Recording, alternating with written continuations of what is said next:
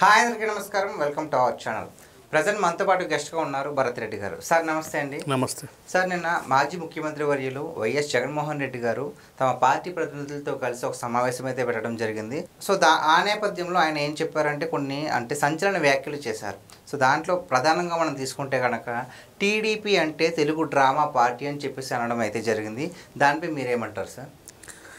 జగన్మోహన్ రెడ్డి కడపలో ఏదైతే మహానాడు పెట్టడం జరిగిందో దాని మీద కొంచెం అంటే కీలక వ్యాఖ్యలు చేయడం జరిగింది. వ్యక్తిగతంగా కూడా విమర్శలు చేయడం జరిగింది. చంద్రబాబు నాయుడు గారిని కూడా విమర్శలు చేయడం. ప్రతి పార్టీకి కూడా వాళ్ళ ప్లీనరీ కానీ మహానాడులు కానీ ఏ ప్లేస్లో అయినా ఎక్కడైనా పెట్టుకునే అధికారం ఉంటుంది, వాళ్ళు పెట్టుకుంటారు. ఏదో టీడీపీ అంటే అది ఫ్లో కలిసిందని చెప్పి తెలుగుదేశం డ్రామా పార్టీ అంటే గతంలో ఈయన అసలు రాజకీయాల్లో రాకముందు నుంచి ఈయన పుట్టిండో లేదు అప్పటి నుంచి తెలుగుదేశం పార్టీ ఎప్పుడు ఎన్టీ రామారావు కాలం నుంచి ఉండడం జరిగింది. అది ప్రజల హృదయాల్లో చిరస్థాయిగా ఉండడం జరిగింది. ఒక పార్టీ 40 ఏళ్ళ పాటు మనుగడ కొనసాగిస్తుంది అంటే డ్రామా పార్టీగా ఉంటే అది మనుగడ కొనసాగించలేదు. ఎందుకంటే ఉమ్మడి రాష్ట్రంలో పరిపాలన 2 సార్లు ముఖ్యమంత్రిగా ఎన్టీ రామారావు చేయడం జరిగింది. చంద్రబాబు నాయుడు గారు 2 సార్లు ముఖ్యమంత్రిగా చేయడం జరిగింది. రాష్ట్రం విడిపోయిన తర్వాత రెండోసారి కూడా చంద్రబాబు నాయుడు ముఖ్యమంత్రిగా పనిచేయడం జరుగుతుంది. ఒకవేళ నిజంగానే డ్రామా పార్టీ కనుక అయ్యి ఉంటే 40 ఏళ్ళ పాటు ఏ పార్టీ కూడా మనుగడ సాగించే అవకాశం లేదు. అది ఒక రాజకీయ విమర్శగానే కొట్టిపారేయచ్చు. అయితే జగన్మోహన్ రెడ్డికి ప్రధానమైన సమస్య ఏంటంటే తనకు ఎప్పుడు కూడా అధికారానికి దూరంగా ఉండడాన్ని భరించలేడు. అది పెద్ద సమస్య. గతంలో కూడా రాజశేఖర రెడ్డి మృతి చెందిన సందర్భంలో కూడా మనం చూసినట్టయితే ఎంపీగా ఉన్న వైఎస్ జగన్మోహన్ రెడ్డి మృతి చెందిన అనంతరం నాకే ముఖ్యమంత్రి పీఠం కావాలని చెప్పి ఎమ్మెల్యేల సంతకాలు సేకరించి ఆ సంతకాలని హైకమాండ్కి పంపించడం జరిగింది. దాంతో హైకమాండ్ కూడా చాలా సీరియస్ అవ్వడం జరిగింది. ఒకవైపు ముఖ్యమంత్రి మరణించిన సందర్భంలో సంతకాల సేకరణ ఏంటంటూ కూడా హైకమాండ్ మందలించడం జరిగింది. అది పనిచేయక పారక నేను ఏదో ఓదార్పు యాత్ర చేస్తాను, మా నాన్న మృతి చెందితే తట్టుకోలేక చాలామంది ఆయన అభిమానులు చనిపోవడం జరిగింది, ఓదార్పు యాత్ర చేస్తానంటే కూడా హైకమాండ్ దానికి అంగీకరించలేదు. నువ్వు నీ వ్యక్తిగత రాజకీయ ప్రయోజనాల కోసం మాత్రమే ఓదార్పు యాత్ర చేస్తున్నావు, దానివల్ల కాంగ్రెస్ పార్టీకి ఏంటి ఉపయోగం అనే దాని మీద హైకమాండ్ అప్పుడున్న సోనియా గాంధీ పవర్ఫుల్ ఉండే ఆమె దాన్ని యాక్సెప్ట్ చేయలేదు. యాక్సెప్ట్ చేయకపోవడంతో తను కొన్ని సూచనలు చేయడం జరిగింది. సోనియా గాంధీ కూడా నిజం వాళ్ళు చనిపోయిన వాళ్ళకు కుటుంబాలకు ఆదుకోండి, ప్రభుత్వం తరఫున ఆదుకోండి, అందుకు ఒకటి ఏర్పాటు చేసి సభ ద్వారా చేయండి అని చెప్తే లేదు నేను ప్రతి ఇంటికి వెళ్ళి ఓదార్పు యాత్ర చేయాలంటే అదొక రాజకీయ యాత్రగా తన సొంత ఇమేజ్ని పెట్టుకునే యాత్రగానే హైకమాండ్ భావించింది. దాంతో తాను ఏం చేశాడంటే అక్కడి నుంచి బయటకు వెళ్ళాడు. ఎందుకంటే ఇక్కడ ఉంటే నన్ను ముఖ్యమంత్రి కానిచ్చే అవకాశం కాంగ్రెస్ పార్టీకి లేదు. రాజశేఖర రెడ్డి ఇమేజ్ని, రాజశేఖర రెడ్డి మృతిని, రాజశేఖర రెడ్డికున్న ఏమంటారు క్రెడిబిలిటీ ఏమనుకో లేదంటే లెగసీని దాన్ని వాడుకొని నేను సొంత పార్టీ పెడితే నేను ముఖ్యమంత్రి అవ్వచ్చు అనే దాంతో ఆ పార్టీకి వదిలేసి రావడం జరిగింది. తర్వాత తను ఇక ముఖ్యమంత్రి కోసమే పాదయాత్రలు ఇవన్నీ కూడా చేయండి. అయినప్పటికీ మొదటిసారి రాష్ట్రం విడిపోయిన సందర్భంగా ప్రజలు నమ్మలేదు. ప్రజలు నమ్మకుండా ఎవరైతే అనుభవజ్ఞులైన ముఖ్యమంత్రి గతంలో 20 ఏళ్ల పాటు తెలుగుదేశం పార్టీ అధికారంలో ఉందో అందులో 10 ఏళ్ల పాటు ముఖ్యమంత్రిగా చంద్రబాబు నాయుడు పనిచేయడం జరిగింది. ఇతనే కొత్త రాష్ట్రాన్ని అభివృద్ధి చేయగలడు, కొత్త రాష్ట్రాన్ని నిర్మించగలడని చెప్పి మొదటిసారి జరిగిన ఎన్నికల్లో విభజిత ఆంధ్రప్రదేశ్కు చంద్రబాబు నాయుడుకి అధికారం అప్పగించడం జరిగింది.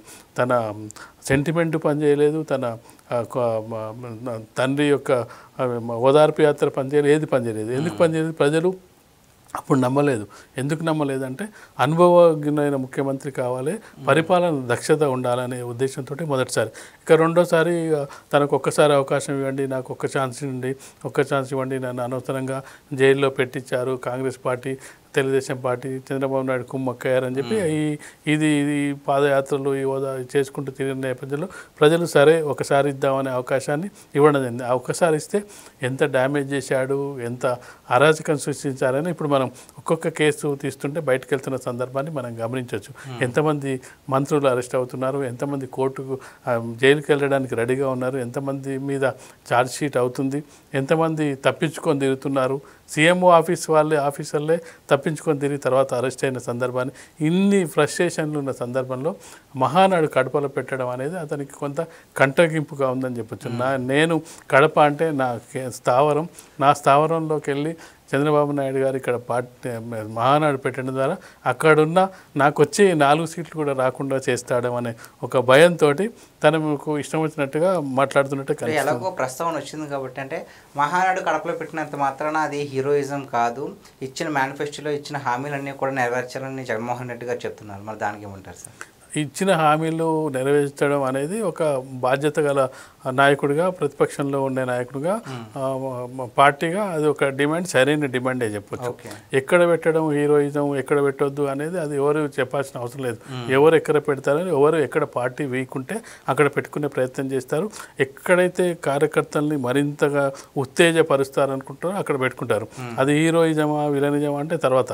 నీ పార్టీ ప్లీనరీ పెట్టుకున్నప్పుడు హీరోయిజానికి పెట్టుకుంటావా, విలనిజానికి పెట్టుకుంటావా అనేది సెకండరీ. కానీ నువ్వు అడిగే దాంట్లో ఏదైతే హామీలను నెరవేర్చాల్సిన బాధ్యత కూటమి ప్రభుత్వం పై ఉందని చెప్పడం, అది ఒక ప్రతిపక్ష పార్టీగా దానికి ఒక రైట్స్ ఉన్నాయి, అడగాల్సిన బాధ్యత కూడా ఉంది. ఎందుకంటే ప్రభుత్వం పనులు లేట్ అవుతుంటే దాన్ని ప్రశ్నించాల్సింది, నిలదీయాల్సింది, వాళ్ళతో పని చేయించాల్సిన బాధ్యత జగన్మోహన్ రెడ్డి. కానీ జగన్మోహన్ రెడ్డి ఆ వైపుగా ఎప్పుడు ప్రయత్నాలు చేసినాడు. ఎంతసేపు తన సొంత ప్రయోజనాలు, తన సొంత ఇమేజ్ని పెంచుకోవడానికి తప్పిస్తే ప్రజల పక్షాన ఎప్పుడు పోరాడిండు? లేదంటే లిక్కర్ స్కామ్లో మిథున్ రెడ్డికి సంబంధం లేదు, లేకపోతే ఇంకో దాంట్లో సంబంధం లేదని ప్రెస్ మీట్లు పెట్టడం తప్పిస్తే ప్రజలకు ఈ కష్టం వచ్చింది, ఈ కష్టం ద్వారా నేను వెళ్ళి వాళ్ళని కలిశాను, పరామర్శించాను, వాళ్ళ సమస్యలు ఇచ్చి అధికార పక్షం దృష్టికి ప్రతిపక్షం అంటే అధికార పక్షానికి తీసుకెళ్ళి వాళ్ళతో సమస్యలు పరిష్కరించడం. కానీ నువ్వు అసెంబ్లీకి అటెండ్ అవుతారు. అసెంబ్లీకి ఎందుకు అటెండ్ అవుతలేవు? నాకు ప్రతిపక్ష హోదా లభించలేదని.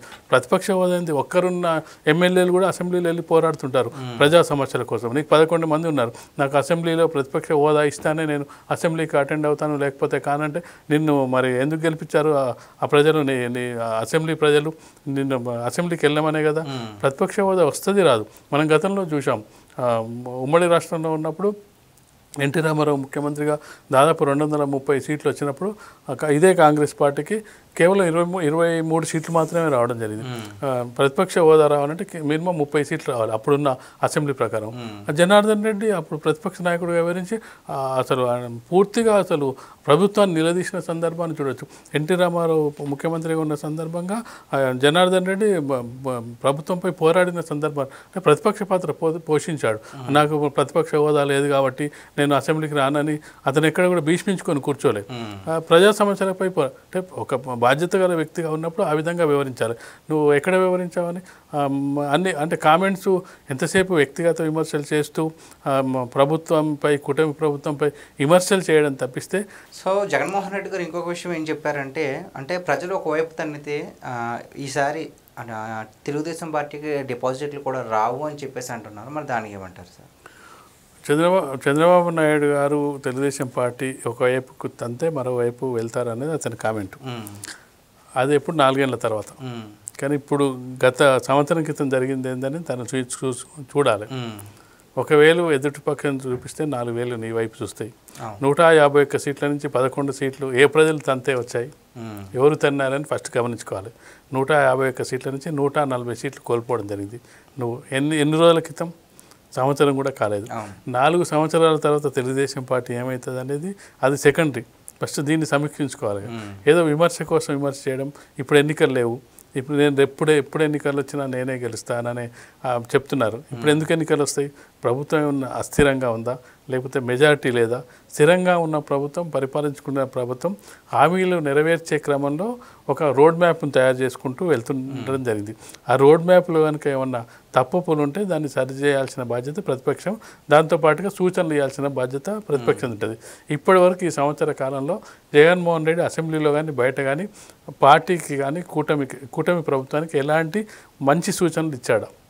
ఇవ్వలేదు. ఎంతసేపు ఎలా విమర్శించాలో, ఏ విధంగా ప్రభుత్వాన్ని బ్లేమ్ చేయాలి. ప్రతిపక్షంలో ఉన్నప్పుడు ప్రభుత్వాన్ని విమర్శిస్తారు, అది వేరే విషయం. కానీ ఇలాంటి వ్యాఖ్యలు చేయడం వల్ల తనకే తగిలే అవకాశం ఉంటుంది. తన పార్టీ నీ 4 ఏళ్ల పాటు మనుగడ కొనసాగిస్తుందా లేదా అని ఒక క్వశ్చన్ మార్క్లో ఉంది. నీకున్న పార్టీ నాయకులందరూ కూడా వెళ్ళిపోతున్నారు, మరికొంతమంది జైల్లోకి వెళ్తున్నారు, నీ వెంట నడిచే నాయకులే లేరు ఇప్పుడున్న పరిస్థితిలో. ఇలాంటి పరిస్థితిలో విమర్శ చేస్తున్నప్పుడు తను ఫస్ట్ ఆత్మవిమర్శ చేసుకోవాల్సిన అవసరం అవుతుంది. జగన్మోహన్ రెడ్డి ఆత్మవిమర్శ చేసుకోవడం అనేది చాలా తక్కువ.